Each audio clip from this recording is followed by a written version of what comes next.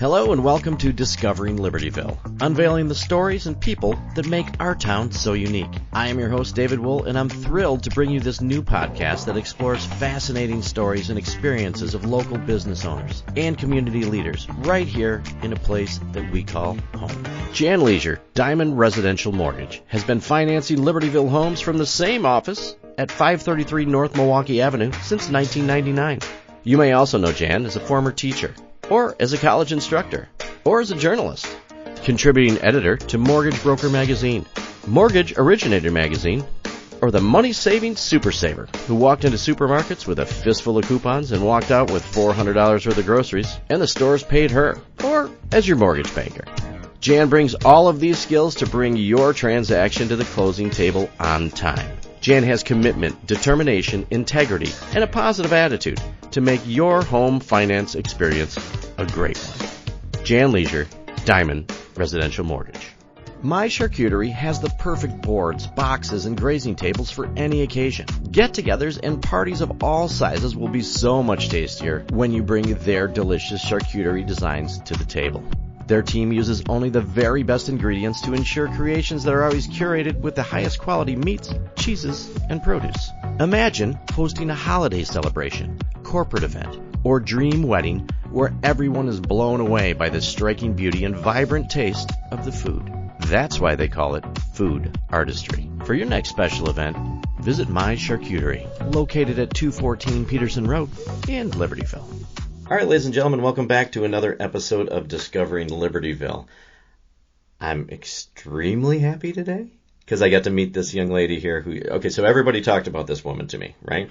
And then magically you showed up at a podcast class that I was teaching and you said, "Oh, that's Jan Leasure." I'm like, wait a minute. Everybody told me that I have to talk to you. So kind of a random encounter that I got to meet you when I was actually looking for you. Amazing. I know. Thank you for being here. Thank you. All right. So we're here to talk about Libertyville and about your business and about how you got to be where you're at today. Because I think you have 2 years of experience in the field. Right? Oh, two and a half. So the name of your company, is it Diamond Residential Mortgage. Diamond Residential. So Libertyville, half of you already know who Jan is, at least. I'm pretty sure of that. So just so you know, because I know that we just met a while ago, so the reason that we do this podcast is to try to bring communities together to get people to know, because maybe they know about your business, but I want them to know a little bit more about you. And the research that I've done on you after the PIs got back, I've got some pretty good stuff. So give me a little bit of your background. Let's start that way. Well, I'm a former teacher. Wanted to be an attorney, but became a teacher instead. Went to Northern Illinois University, got my bachelor's and my master's, taught in Waukegan for 20 years. Where in Waukegan? At Jack Benny Junior High School. Okay.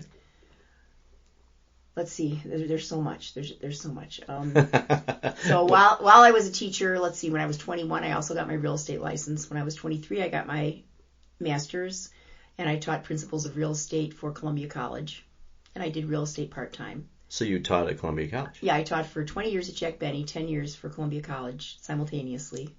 I taught English and everything else there too. And while I was doing that, I was also a journalist. I was a nationally syndicated columnist. Okay. And I did a lot of things. I had a lot of balls in the air at the same time. Right.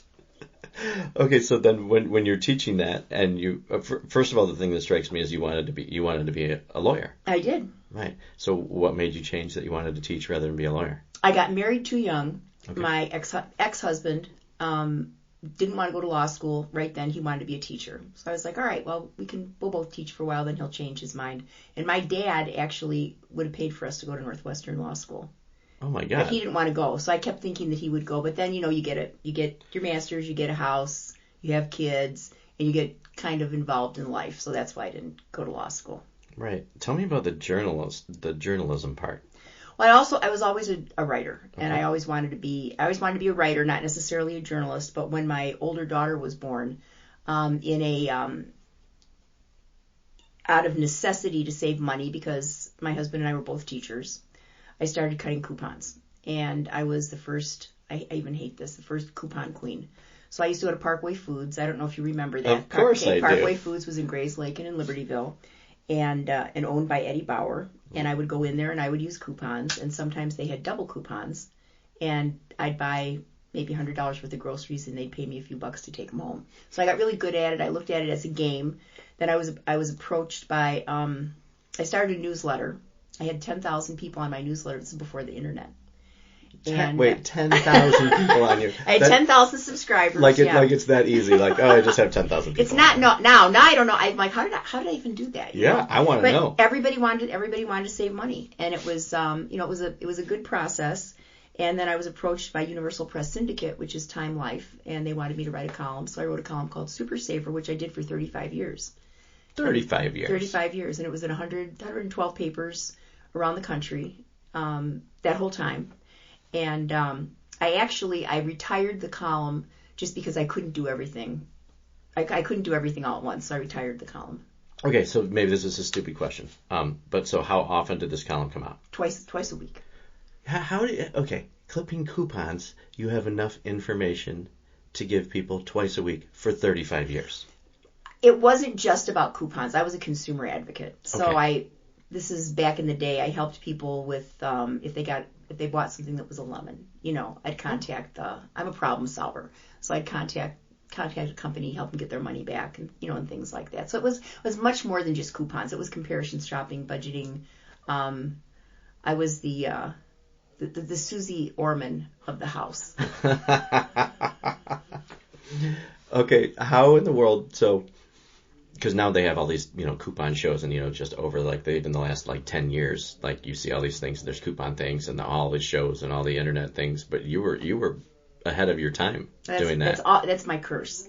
Always been just ahead of my time. Right. If you hit that at the right time, you would have been on every TV show everywhere. You would have. Oh, I was though on every TV show. Okay. So I was on about 500 TV and radio shows during the course of the column. Yeah, I was. I did all the AM shows. I did AM Chicago, AM Cleveland, AM Los Angeles, AM Las Vegas, AM New York, all of those, all across the country, and in person. Right, they would fly me there because we didn't have the internet. Right, you couldn't record so it cost remotely. them a bundle to get me to come and tell their people how to save money. That's crazy. And I was on Donahue. I got 50,000 hard copy letters after I appeared on Donahue. Did you really? Okay, But I didn't really have anything to sell, so. But that's cool. And did they call you the Coupon Queen? No. What did they call you? Yeah, they did. They did. Yeah. I wasn't real warm and fuzzy about that. I'm sure. And you come across as very humble too, and very passionate about what you do. I am. I'm passionate about everything. Okay, so we're going to get off of the coupon thing, but so did you start to do it because you needed to save money, or it was I did. And then it turned into how much? Diapers were expensive. I think the best I ever did was I went to a Waylo food store in the city. They had a double coupon promotion, and there were no limits. I mean, it's a little more complicated than that. Right. Brought a friend down there, and I bought $800 worth of groceries, and they gave me, I think, $172 to take the groceries home, because there were no limits. So if you had a 50-cent coupon and they doubled it to $1, and the Ritz crackers were 79 cents, then you got back. You got 21 cents back. So who pays in that money then? The manufacturer's coupon? Yeah. The store had to make up the difference. The manufacturer's coupon would give them 50 cents if it was a 50-cent coupon, or $1 if it was a $1 coupon. Right. And then I became a consultant, and I would go in and I would talk to the management of the grocery stores on how they could actually do a promotion that would help the consumers, but maybe not put them out of business. Right. Yeah, because if enough people figured that out, that would be, and running a grocery store, I know that must have been hard for them, and they probably watched you walk out and be it was a crazy, exciting movement. When actually I got so many things free that when we went on strike in Waukegan, we had a teacher strike, and my ex-husband and I were both teachers, right? So we had no income coming in, but I made enough. I had enough groceries that I could make sandwiches and make lunch for every single teacher that was on strike on the picket line for 3 days. That's awesome. So you did good with it. You had that's fantastic. Wow. And so then that after writing the column and helping people with all that kind of stuff, you were obviously you were done with your coupons. Do you still use coupons? I do. Do you? Well, how could I not? Well, I know. You need to teach me something because I would just leave them at home. Well, didn't you say before we even started that you had an Amazon coupon? Yeah, I did. Well, yeah, because I was just on, okay. So it was just credit that I accumulated, I think. But it's the same. But it was easy to do. So, yeah, I'm not very organized, too. I don't know where I would keep all that stuff. It becomes a sickness, though. Okay, I don't need another sickness in my life. In a good way. In a good way. Right. Okay, so how does that help you, your background and stuff like that? When do you get into mortgage stuff? Like, how does that transform into teaching and doing your journalistic stuff? How do you decide that you're doing what you're doing now? So it was a little bit by accident. My dad passed away. I was writing my column. I was doing a lot of different things. I stopped teaching after 20 years. And in the meantime, my ex-husband I could see was going to be losing his job. I was a management consultant. I could kind of see the writing on the wall. And you know how husbands and wives really believe each other when they say, you know what, I think you're going to lose your job. Right. Well, he didn't agree with me, and I won't tell you what he said. But I was panic stricken because we had 2 kids. We had a big mortgage, and I didn't want to lose my house. So I was like, what can I do? How can I resolve this, or how can I get some savings? So I decided I was going to refinance my house, and I got a random letter in the mail from somebody that I never saw before. And back then, when you were getting a mortgage, it was pretty much only through a bank, and you would go to the mortgage department. And they would mostly have young guys in $500 suits, that wanted to get into all your personal business and look at your credit and stuff. And it was uncomfortable. It didn't matter. It didn't matter if you were driving a Ferrari or if you were driving a 57 Chevy. It's a very uncomfortable process. And this guy did come to my house, and he came in, jeans and a baseball cap. So I was comfortable. Yeah. And I brought him. I had a home office. I brought him down to my home office, and I said, this is a situation that I think I'm in. I said, I'm not sure. My husband might lose his job. I just left teaching, and I want to do a cash out refinance. So what do I have to do in order to do that? And at the time, I didn't know all the ins and outs of the mortgage business. I knew the real estate side, but I didn't know the mortgage side. So he told me that he thought, that they could do it. And I said, do you think you can do it in 30 days? And he said yes. And so we did a cash out refi. And I got the cash out, and about a week after the loan closed and we got the money, he did lose his job. Huh. And from that, he had issues, and from that point on, he didn't work at a really lucrative job again. But it saved us, and it saved my house. So I said to myself, if I ever change careers, I think I might want to do that sometime. Wow. So then it was quite a few years down the road then. Right, but you learned some things about that. It sounds like you learned the things that you didn't want to see. I learned some things. My mom was a bridge player. My mother lived with me. She always had her bridge club over. One of the women was married to a guy that was a manager of a mortgage company in Libertyville. And she said, gosh, Jan, you would be a great loan officer. And I was like, well, I don't know about that. I don't know if I want to do that. And then I thought about that, and I thought about the guy that helped me refinance my house, and I went over and talked to him, and here we are today. Wow. And what year was that? How long ago was that? 1996. Okay. So then you dove in and you hardcore. Yeah. Well, I had to learn. Right. It's a learning process. Wow. And how hard of a transition was that? It sounds like from your background of, learning and teaching people how to save money, and, obviously you're into money and how to help people out. So I'm sure having you on their side when they're going in for the biggest purchase they'll make in their life, it's a big deal to have somebody behind them that's that was my motivation. That was my motivation. I wanted to learn not only the process, but I wanted to learn how to help people. So back when I first started this, there were a lot of subprime loans. People who had really difficult credit or job issues, and they would put them in a subprime loan, and the subprime loan always had a higher rate. So I would not do the loan. I would fix their credit, help them with their job, and then I would get them an FHA loan because that had a little bit more flexibility where credit and things were concerned. Right. And then the guy that I worked for called me into his office, and he said, Jan, you cannot change every subprime loan into an FHA loan. I said, I think I can. Sounds like a challenge to me. And I did. Wow. Yeah. Well, you were helping people. Yeah. So they didn't get screwed on all that, when actually what they really needed to do was fix the things that you could help them with. But people don't know that. That's not people don't understand. But that's not the kind of service most people would get from their average mortgage lender. Well, maybe not. Right. She's so humble. You should see the look on her face right now. And I know, and you guys know, listening know that you can tell a good person when you see him that actually wants to help people. Because the more that you help people, the better your business probably does. So I'm sure that got you a ton of referrals and a reputation in doing what you're doing, that you were actually helping them. I did get a lot of people with bad credit. Then you didn't want to be that person. Yes. But I am that person. I mean, I do all different kinds of loans, but I am that person, and I still do that. But what I have learned is that that the clients have to do their job too. So everybody's got to do their part. Right. So then you were working for somebody at that time. At one point, did you go off on your own to start your own? So the first 4 years that I was in the mortgage business, I worked for 2 years. I worked at the place where I first started. Then when you're in this business, people are always after you to change jobs. So I did. I worked at several other places.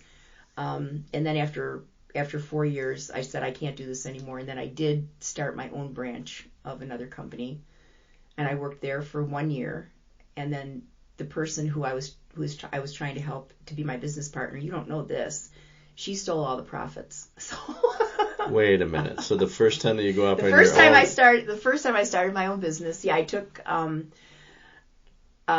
not going to even be specific about this at all, but I started my own business. I used furniture out of my house. I had a friend who had a bunch of old computers, and he came and set up the computers in the office.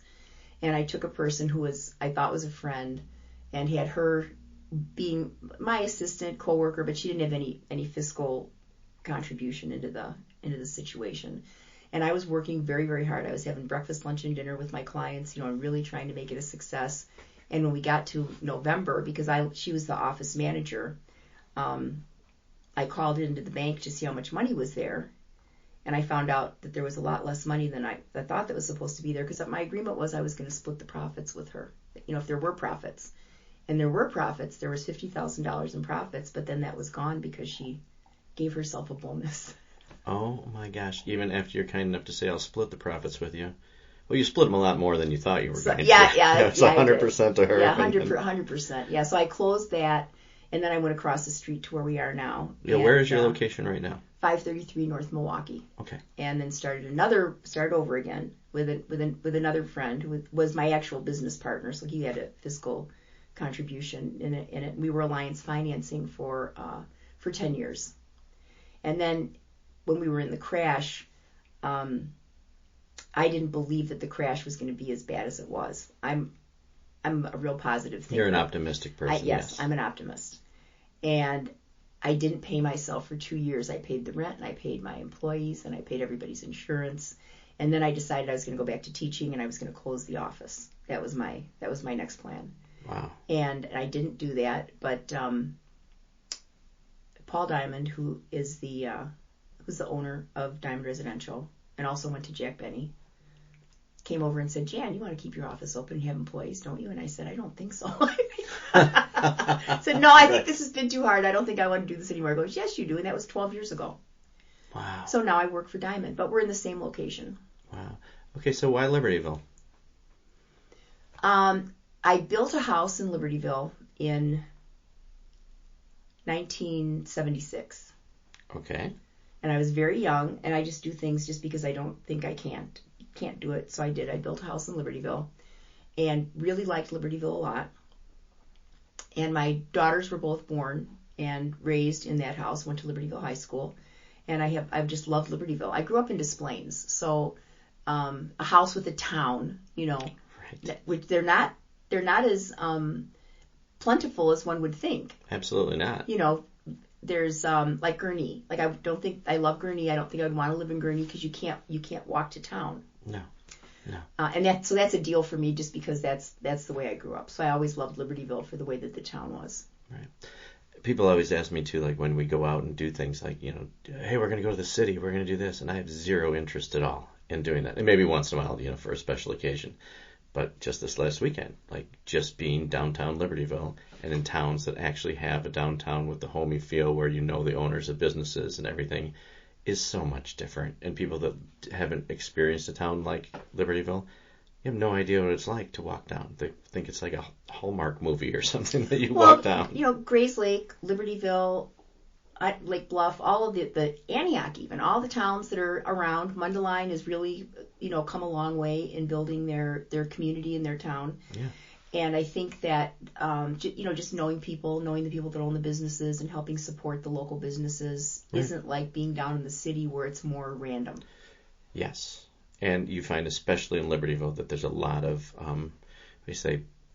people, lifers, people that have been there, people that their fathers or grandfathers have put their money and their time and their passion into the town, and it goes from one generation to the other, and you see just loyalty to the town, which brings everybody together. Well, I've been there since 1976, and there are people that have been there a lot longer than me. I know. If they're still alive. If they're still alive, listen to you.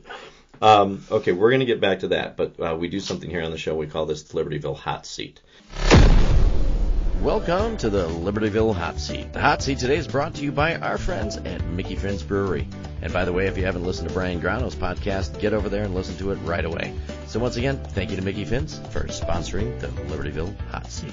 So I'm not sure how many episodes you've listened to, but you're going to be. So this is Jan Leasure on the Libertyville Hot Seat. Uh-oh. Rapid fire questions, and you're going to answer as fast as you can.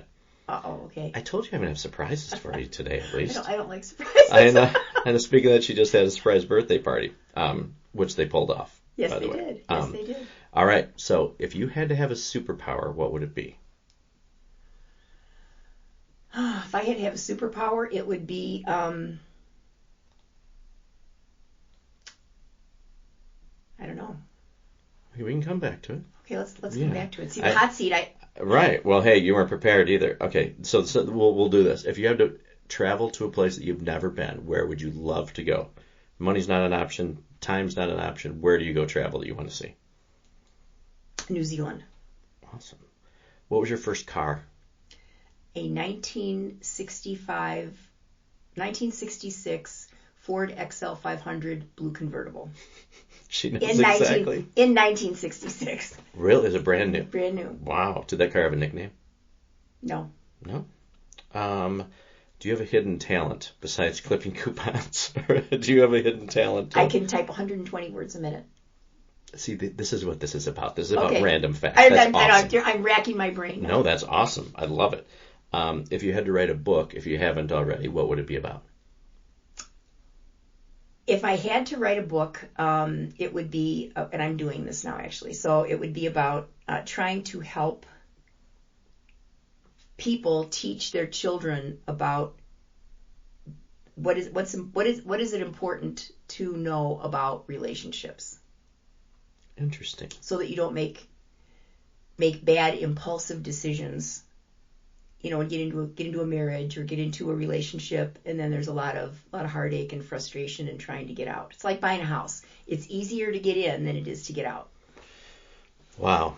Okay, that's all we really need to know. We're going to end the episode right there. And then we're going to talk about that, because that's lessons that need to be learned. Which is I want to read that when it comes out. Do you have a nickname? Jan. How could you not have an out of all people? Lone Goddess. Lone Goddess. Yes, Lone Goddess is my nickname. There you go. See, I knew that was going to happen. What do you wish you learned sooner in life?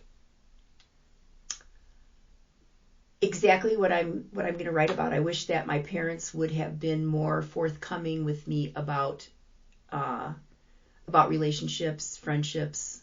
Yeah, absolutely. Because I am an optimist. I always see the best in people. Right. And that can also probably be your downfall as well. Bites me in the ass a lot. Yes, I know. Yeah, sometimes being nice and giving people the benefit of the doubt and trusting people right off the bat screws you in the end. But it remains that you're a good person, and it just reflects on the other people, just so you know. Would the 12-year-old version of yourself think you're cool? Definitely. Awesome. I love that. I love that answer. Now for the appropriate questions. So, what was your first pet's name? Pantaloon. Pantaloon. And what street did you grow up on? Walnut. So your adult film star name is Pantaloon Walnut. Oh, I like that, right? I'm not sure how much you're going to make on your OnlyFans page on that. But, My OnlyFans, right. Right. And her OnlyFans page could be found at pantaloonwalnut.com. Have you? See, this is the important stuff, folks. This is why we do this. Have you ever eaten a roller dog from a gas station? Yeah. Good. See, I'm not the only crazy one, right? But you probably travel around a lot, and you have to have a quick bite to eat when you're running around. Sometimes you got to do it. I know. See, and we're both still alive and healthy, as far as anybody knows. What's your middle name? Lynn. Have you ever broken a bone? Yes. What'd you break? My leg. Really? Not recently, though. No. Okay. Not that long ago. 8 years ago. Really?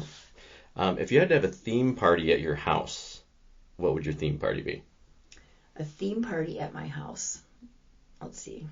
I'm mostly doing just kids parties, like for my grandsons. Let's see. Yeah, we need to change that. A foam party? A foam party for adults? No, not for, well, yeah, maybe we could do it for adults. I was just going to say. For the kids, yeah, let's do a foam party. I think that's great. I better get an invitation. That would be wonderful. From 1 to 10, how good of a driver are you? 10 being the best.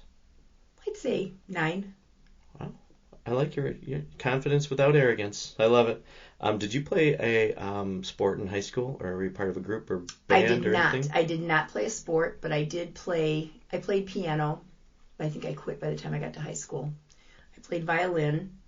I took up the violin because when I was in 3rd grade, the boy who played violin sat next to me and he was really cute, so I started to play the violin. Well, yeah, for good reasons. Played it for a long time. Played it for way too long. Had I known that there were going to be Dixie Chicks, I would have practiced more. I know, right? I would have been a great Dixie Chick. You are. I don't think it's too late either. Maybe start your own right now. Just do something, and then you could just travel around Libertyville to every restaurant and thing, and you can perform. Yeah, I'd probably get a few people to come in and laugh. Hey, sometimes everything works like that. What is your favorite event that goes on in Libertyville?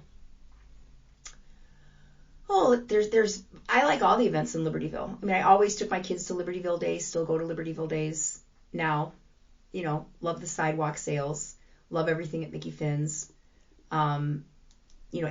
Really every single thing that goes on in Libertyville, I love and like to be a little bit of a part of it. Nice.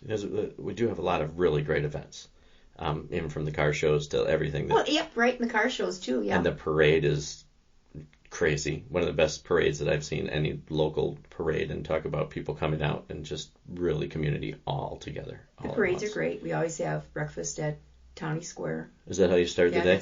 That's how we start. With Bloody Marys or no? Of course. Okay, I'm sorry. Well, we have breakfast at Townie and then we go to Morgan's. Oh, see? But we put our chairs out. Right. And then have to get ready for the parade. Yes. I get ready for parades the same way. We sit on the shady side. See, you have all the... Don't tell people this, and then they're going to take your shady spot for next year. With the shady people in it. So if you had to bring somebody famous or somebody from out of town to show them Libertyville, where's the first place that you would take them? Specifically. Oh, geez. You can't say, I'm just going to take them and drive them downtown. Where would you take them? Where would I take? I take people all the time. I take people to the restaurants. So I take people. Lately, I have been taking people to the boardroom. Beautiful. Because it's new, it's fun, and they have a martini tree. Right. You had me at martini tree. I had you at martini tree. Yeah. Okay, that's so that would be my first. Awesome. Favorite childhood book.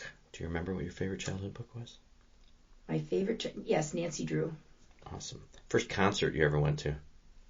The first concert that I ever went to was the first Rolling Stones concert at the Erie Crown Theater in the city when I was 15. Awesome. How cool is that? It was pretty cool. You couldn't hear a thing because the girls were screaming. The girls were screaming and falling on the floor. And that's fantastic. Usually And then I've been to every concert of everybody since. Wow. So you like live music? You I like do, going? Yeah. Cool. Usually people have really lame first concerts, but yours tops everything that I've ever heard. How do you beat that? Okay, so with that being said, and we talked about some cocktail things. Hey bartender, can I have a glass of Cabernet? I'm pretty plain. Okay, no, that's okay.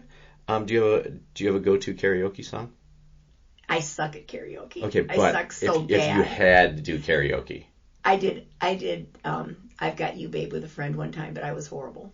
It's okay. I don't think karaoke, unless you're like a real avid karaoke person, it's not supposed to be good. Oh, this was really bad, though. Okay. Well, next time you do that, I would love to be there. Tell me about the second time you got arrested. I never got arrested. Okay. Always talked my way out. It's supposed to be a trap, but you always but you admit you talk your way out of it. It's good. And I couldn't see you doing anything that would get arrested anyway. You're quiet and shy and just mind your own business. It's just wherever you go. Name a celebrity that you've met. Most recent celebrity, how about that? Or your favorite one? The most recent celebrity. Met John Cusack not too long ago. That's cool. How did that happen? We were at he did something over at the Genesee Theater. Oh, yeah. And we went to a meet and greet after. When I was on TV, I met a lot of people in the green room. Wow. Favorite person you met in the green room with those? Oh, God. Somebody is nice. Were most of them nice? Bernadette Peters. Bernadette Peters, and I was a guest. She was the entertainment, and we were in a sound stage. And you are a sound guy, right? Unbelievable voice, unbelievable. Really? Yeah. That's awesome. See, you've led a very interesting life, just so you know. The way I hear you tell the stories and where you've come from and what you've done and all these fun things that you've done, and wanting to help people in everything you do, from writing a book about relationships and what people need to know, or helping people save money. Well, it's more about my mistakes. So I don't consider myself to be, I don't hold myself up even to my kids, right, to be a good relationship person or a people chooser. Right. Right. Well, they say the smartest people have made the most mistakes, which I consider myself a genius. Then you can write the foreword to the book. I'll spell everything wrong, and I can't type 100 and whatever things per minute.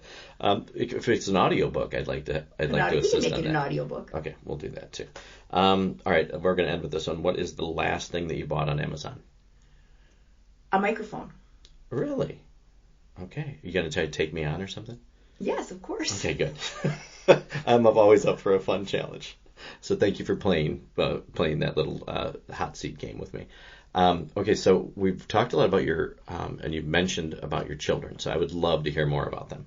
Okay. So I know you have 2 daughters, is that correct? I have 2 daughters. Is that it? That's 2 daughters? All that I know of, yes. Okay. I think you would know. That's my joke. And if you don't know, then we have a lot more problems to talk about than that. I thought you'd pick up on that. So tell me about your daughters. So I have 2 daughters, Jordan and Jade, and they are both chiropractors. So Dr. Jordan Leasure and Dr. Jade Dellinger. Jordan is a functional medicine doctor. Jade is a pediatric chiropractor. And they both went to Libertyville High School. And they both were the anchor on their varsity bowling teams for 4 years. Really? Mm-hmm. That is cool. Now, where are their businesses at? Libertyville. So they're both in Libertyville as They're well? 112 West Lake Street. So they're... Are they in the same building? Spitting distance from... Not in the same building. They're Okay. on Lake Street across from Egg Harbor. And I am closer to Tommy's. We're next to the Bootery. So do you get together with them for lunch or anything? Do you like? One would think, but we're always working so much that not as often as you would think. Right. So you must be, with what they do, you must be really proud of them. Oh, I am. I'm very proud of them. Wow. And they've kind of followed, it seems like you've laid some really good groundwork from work ethic to helping people, because they're both in things where they actually help people. So it seems like you did an awesome job as a mother. I had them working when they were 2. Good. Yeah, two's not too early. Why'd you wait so long? You should have them. They had to walk. So they obviously had some extensive schooling that they had to do for all of that too. For being chiropractors and they did. They did. Yeah. Wow, that must have been hard to navigate through too, and having them so busy, and then you get to celebrate their big wins of starting their own practices and having things out and in the town that you call home too. Yeah. Wow. So that's amazing. So we have all of you guys downtown Libertyville. Yep. Wow. Absolutely love it. One of the questions that was on there that I didn't ask you, and it's funny that, so you've done your teaching, but you wanted to be a lawyer at first. Mm-hmm. So you went from that to mortgage, and you've been a journalist. You've done all these other things. Is there a job that you would have liked to do, actually looking back, if you had to choose another path? Where do you think you would have gone down? I don't know if I would have really liked this or not, but I got offered a lot of jobs when I was in the media and I was on TV. Yeah. And I got offered a job to do one of the AM shows. Yeah. But I didn't have any experience. I didn't have any experience in TV. They liked me as a guest because I talked a lot. Right. And the reason that I didn't do it, this is a stupid reason, is because I was teaching at the time, and the reason that I didn't do it is because I didn't want to leave Libertyville, and I didn't want to go live downtown. But it didn't occur to me that when you have a job like that and they pay you a lot of money, they hire a driver to drive you to your job. So now knowing that, I know, I was like, how would I get my eyelashes on and get my makeup on, and I don't want to get up at 3:00 in the morning and drive through all that traffic to the city. Right. You know, so that's what was going through my head. So I didn't really pursue it to find out that what I thought wasn't the reality. Huh. But I don't know if I would have been good at it or not. Oh, I think you would have been excellent at it. I think you should have your own podcast on helping people with the stuff that we've even talked about. Only if you're my engineer. Right. I'll be happy to be your engineer. And then we also were talking about, so you have a TikTok channel too. I do have TikTok. How do people find that? Or do you want them to find that?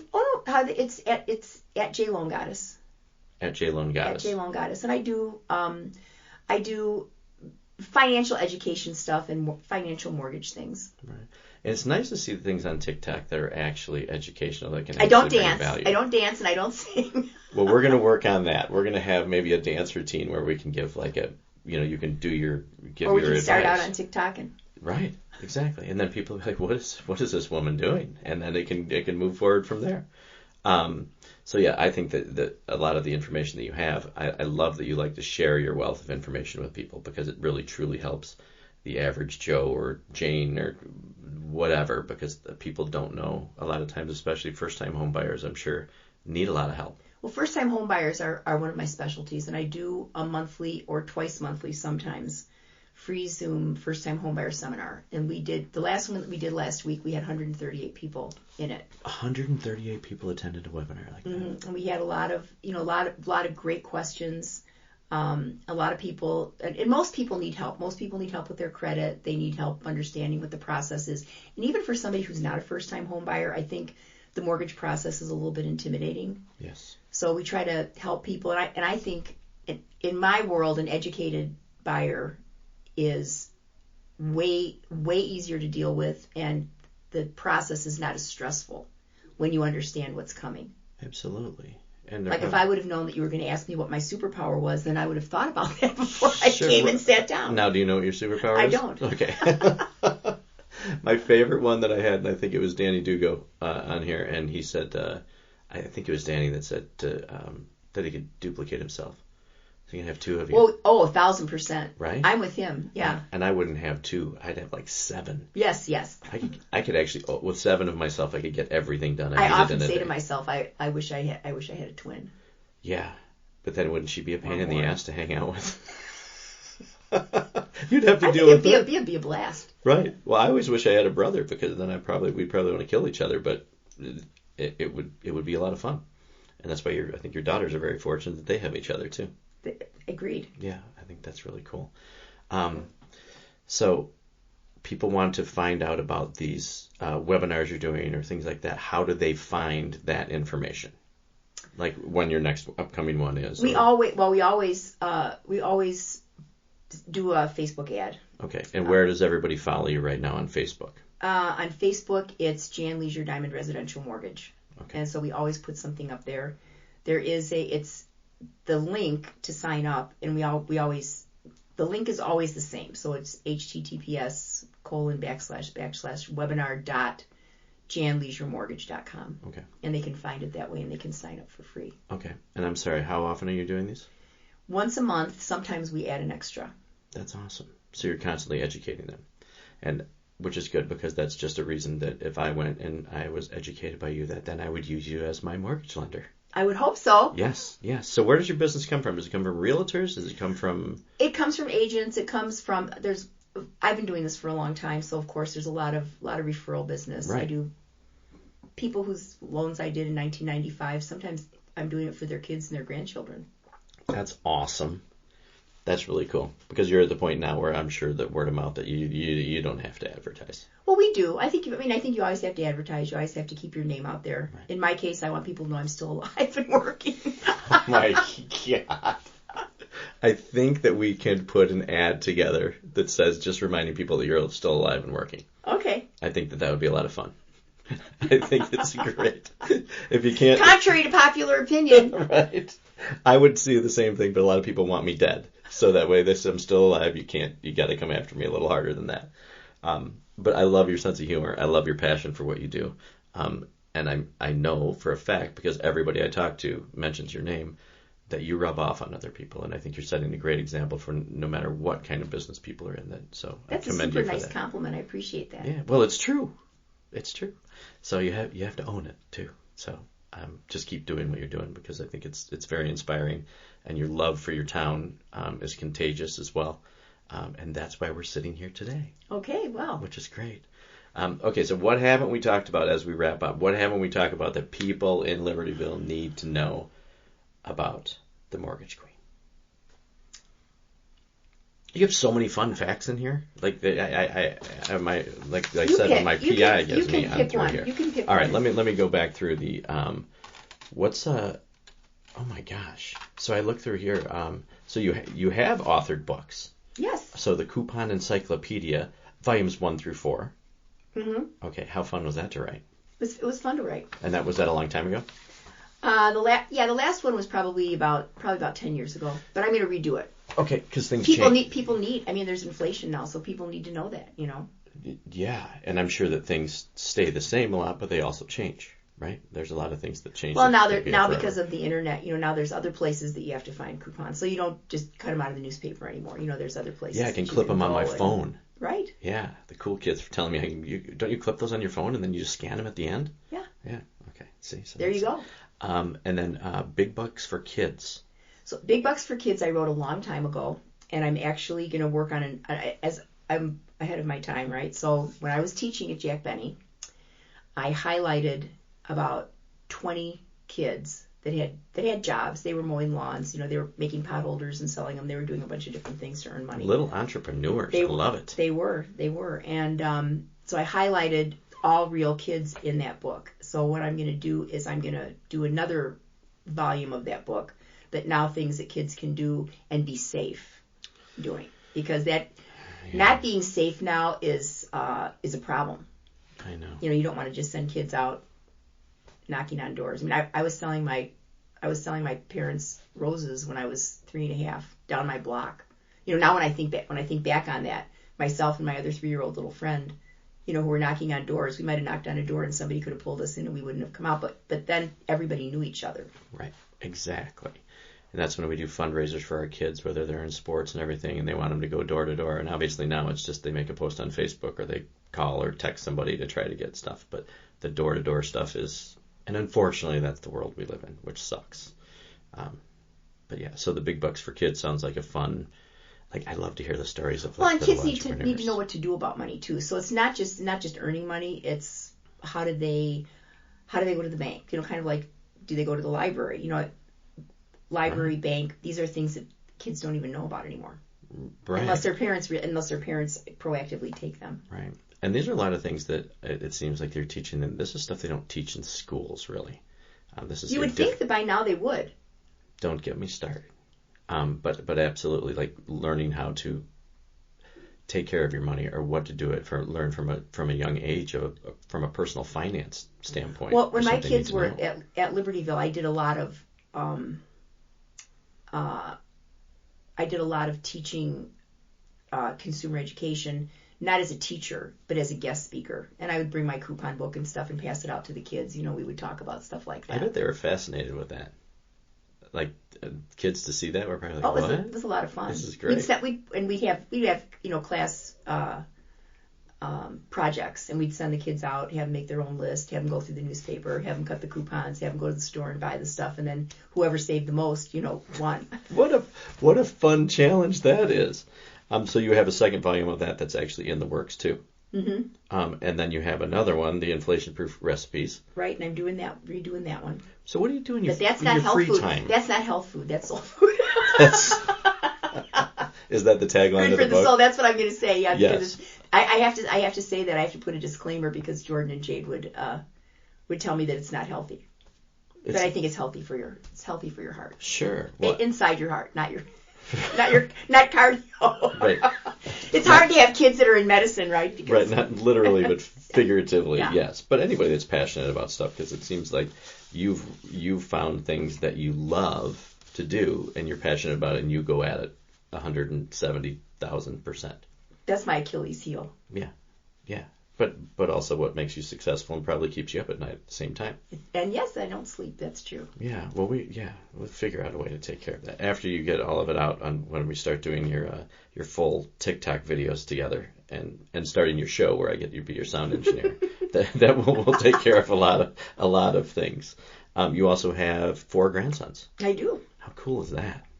Yep, 7, 4, 2, and 11 months. Wow. They're my gang, and I am their leader. Wow, there is a statement, and that sounds like another book. Okay, I'm stealing that line. They are your gang, and you are their leader. Awesome. I wasn't a gentle parent, so. You were not a gentle. I was not a gentle parent. No. Why do you say that? Well, because I'm Sicilian, and I had a Sicilian father. Mm-hmm. And I taught in Waukegan, right? So I have a lot of boundaries. Right. But in 20 years, I never had a student talk back to me. And they'll probably be listening on this. Right. And they'll say, that's right. Wow. And why didn't they talk back to you? Because you were tough, but you were stern, but you demanded their respect and their... I think so. I mean, I didn't demand anybody's respect, but I think that, I think the respect comes because when you have boundaries and you have expectations, mm-hmm. And you help them, right. and you're there for them, I think that comes naturally. Sure, and they're not probably always treated that way by someone teaching them. So it seems like you're teaching. Or at home too. Not always at home. Right. So I just see something in quotes on my piece of paper here too. The mortgage support dog. Oh, that's Sammy. Okay. Sammy Lynn Leasure is our white golden retriever. She's 10. She's been in the office since she was 6 months old. So you have a mascot at the office. Mm-hmm. Right. That's why we're here and not in the office. Right. Well, we could have interviewed Sammy as well at the same time. That's really cool. So that's your dog that you get to bring with all the time? Mm-hmm. That's fantastic. So Libertyville. Obviously, if you guys are looking for mortgage or need any kind of insight and learn things, it seems like we know where to go. We welcome people that want to learn about home buying, budgeting, mortgages, right, investing. Well, and you're giving back so much too, and I love that. Just if it's just giving back in the form of educating people, that is a huge thing which can make a difference to people. I get my teaching out. Yeah. Well, so you get to do both. You didn't have to decide whether you want to be a teacher or whatever because you constantly educate. I probably would have been a good lawyer, though. I think I could have been Judge Jan. Once again, another TV show that I'd watch. I would be on that show, too. Yes. So I say, did you guys recognize You'd me be the for my defendant. 3rd time on Cops? Right. We'll end that one right there for sure. But I appreciate your time being on here. I appreciate you, and I thank you for being a leader in our community. And hopefully people listening to this will be inspired to whatever dream that they're after or whatever they're doing to go for it like Jan does, because it's inspiring. So thanks, Dave. Yeah, inspire me. I appreciate it. I really appreciate being here and having the opportunity. Thank you so much. Well, thank you very much. All right, Libertyville, wherever you guys are listening, make sure to do me a favor. Whether you're on Apple, whether you're on Spotify, whether you're on YouTube, wherever you're at, make sure to subscribe. That way, every time we put a new episode out, and these episodes come out weekly, you will get notified of our next guest from your hometown. So if you want to learn more about Libertyville, we're here to build community. And I always like to leave everybody with this. Do me one favor today. If everybody that listens to this show does one random act of kindness a day, whether it's helping somebody across the street, carrying groceries, or just finding that little thing that you can do maybe to brighten up somebody's day. We never know what people are going through, so your little help can change people's lives. So if we all do that, one little thing a day, it'll help everybody out. So, 100%. Amen. So I got to find out what I'm going to do for somebody today. So once again, everybody, thank you so much for listening to Discovering Libertyville, and we will see you next week.